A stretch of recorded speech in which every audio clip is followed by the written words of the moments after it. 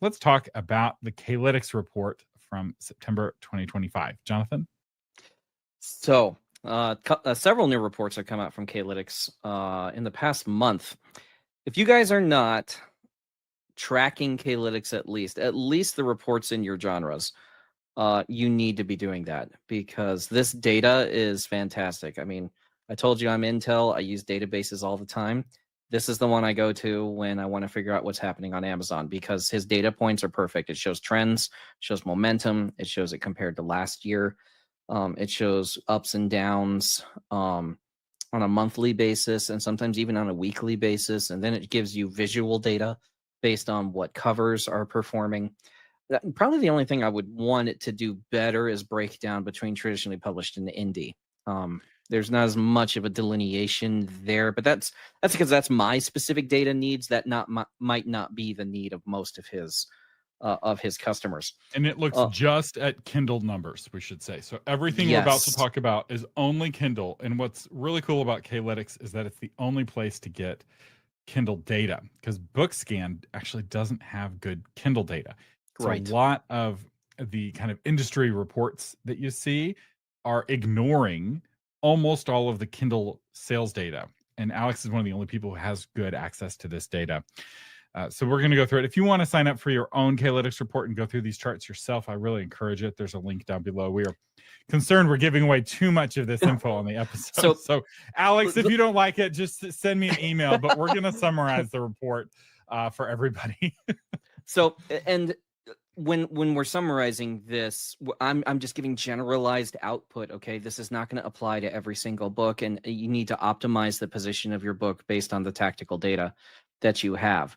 Okay, because every book is different, every author is different, every origin point to destination point, the path is going to be different. So get the report yourself and do your own analysis on what applies to you, because everyone has 100 questions. And well, what would I do with my? I don't know, man. I don't write your book. All right, so. In the mystery, thriller, and suspense report, this was the one that kind of showed the biggest increase. Total titles hit 707,000, which is up 16% since last year. So and it's the best-selling category now. So mystery, thriller, suspense is now past women's fiction. It's past romantasy to be the #1 overall category. Currently. And that's very fluid. Okay. So there are hot sells, cozy mystery right now, books, bookstores, and libraries. That's something. It's just so small. It has 1,200 titles in it, which when you look at the millions of titles that are on Amazon, that's a very small number of titles in that category.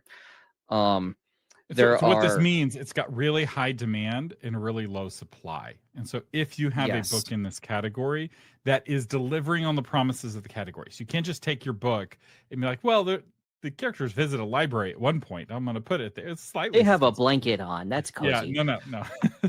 But if you read the books in this category and then write a book that fits in this category, you're not competing with very many other books. And it's a real opportunity to very quickly get a lot of sales without having to fight in a kind of red ocean category. Right. So we're talking about entry points. We're talking about positioning. Okay, it's like trying to find the seam in armor. You can batter at the armor for a while, which is what authors feel like they're doing, trying to break the Amazon algorithm, or you can get into the seam and the joints. And having the right category is getting into the seam and the joints. The biggest gainers in mystery have been medical thrillers, up 54%.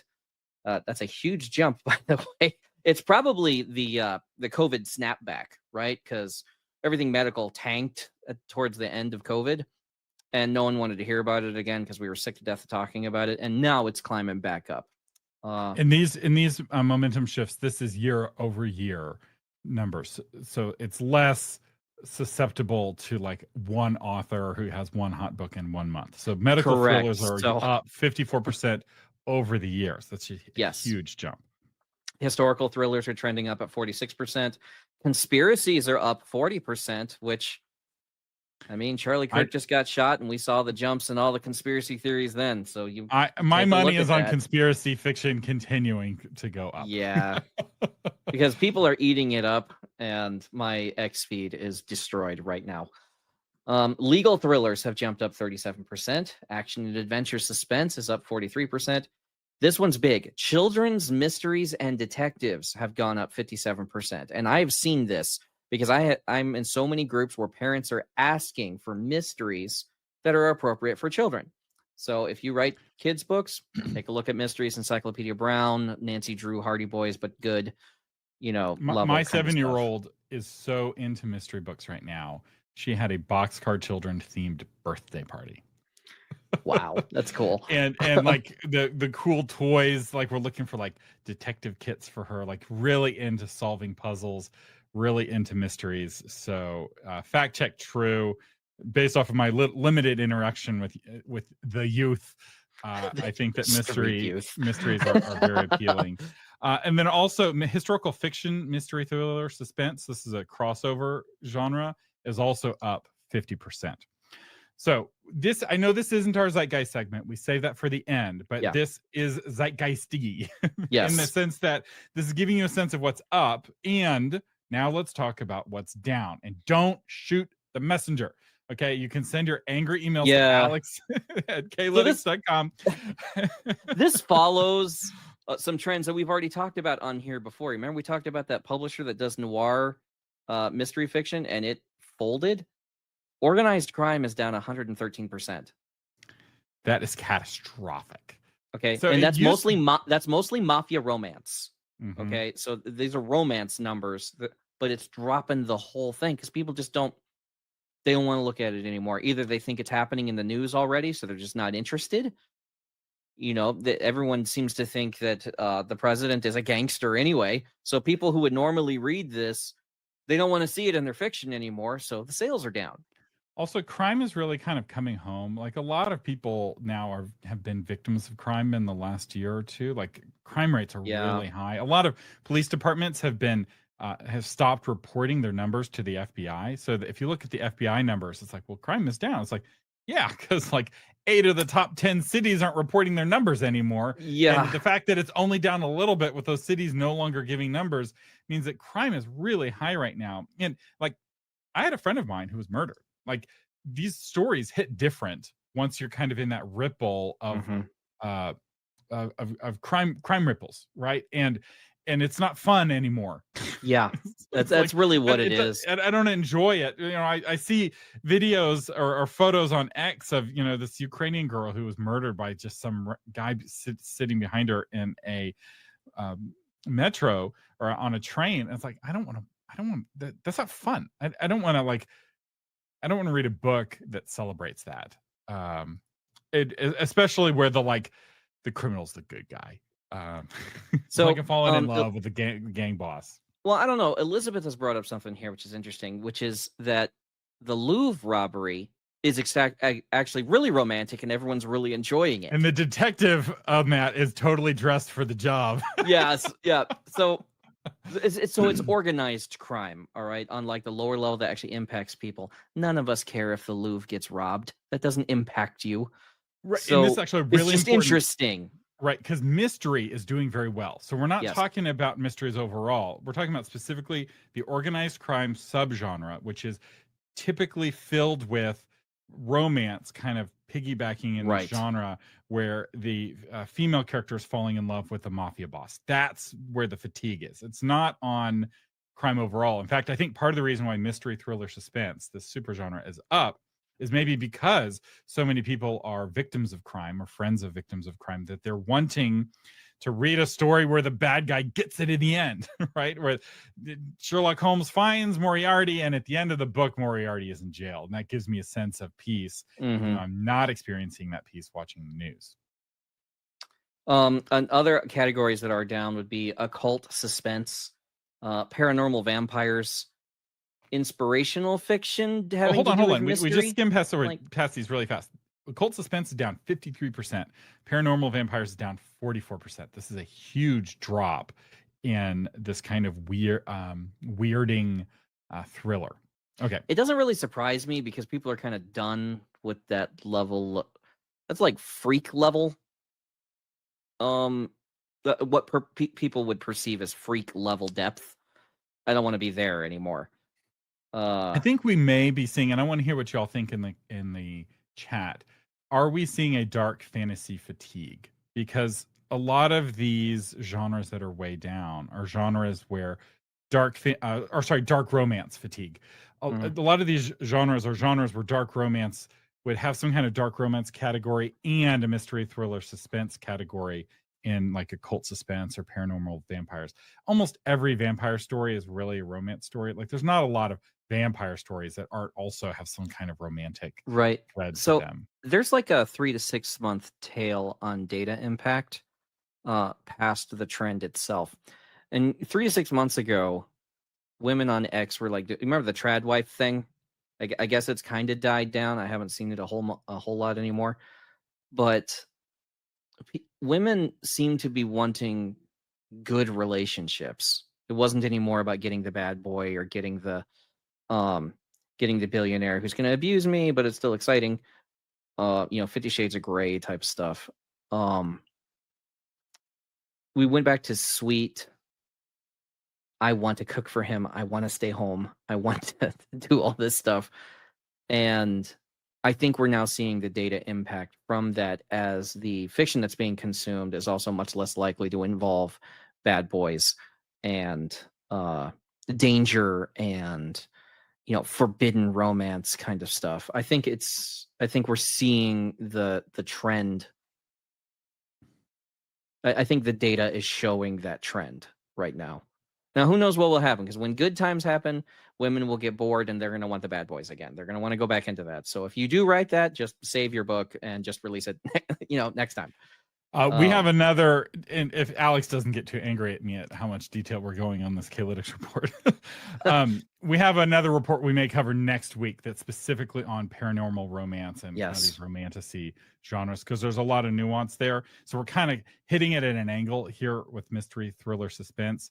The inspirational fiction mystery is interesting because it's under the religion and spirituality category, and I didn't look this up in the chart. And I'm curious how this compares with the Christian version of that. So you have religion and spirituality, which is kind of the generic, like the supernatural world exists category. And then you have like the Christian versions where it's like religion and spirituality, then Christian, and then romantic fiction. That's not down as much, but romantic suspense is down 85%. That's actually the second biggest drop. Yeah. And I'm very curious. Are we seeing romantic suspense fatigue? This isn't a genre I read. They don't want it to be dangerous. Yeah. They just want to see someone get into a relationship and it work. They don't want oh man, what's going to happen? Because we don't live in Jane Austen times. And Jane Austen times were good times, which is why the entire conflict of Pride and Prejudice is just on if they're going to get married or not. That's romantic suspense. We don't live in good times, or at least people are perceiving that we don't live in good times. And so they just want to see sweet, like high school sweetheart level relationships happening. I mean, connecting this to, we may need to make the K-Lytics stories just the Zeitgeist story, because the fourth turning always feels like bad times, right? It's when we're kind of most aware with the problems in the outside world and the least aware of the problems in our inner world. So people aren't concerned about hypocrisy in their own life the way they were 20 years ago, right? So in the second turning and in the third turning, people are really focused on like being fully integrated and fully consistent in their thinking and not having inconsistent thinking, and that their internal world and their emotions and their internal relationships are well ordered. In the fourth turning and first turning, it's about kind of fixing the external world. We got to have justice in society. We need to have rule of law. We need to defeat the Germans. We got to defeat the Japanese. Yeah. We got to defeat the Confederates, right? Going back to the last fourth turning and the previous fourth turning. And you'll hear this in a lot of keywords that characters will say, like, when we were fighting the war, everything was easy. Everything was simple. We knew what we were supposed to do, and we just went and we did the mission. And now we're home and everything's complicated again. Well, now they have time to think about what's inside them. Their dark thoughts are coming up. We in the Marine Corps, we call it the release of pressure. You come back from deployment and suddenly everything is taken off, and the way you inflate again is, could be bad, because you might expand into areas that you shouldn't go. And so you can hear that kind of verbiage take place when people are dealing with external problems as opposed to internal problems, but you never really do both at the same time.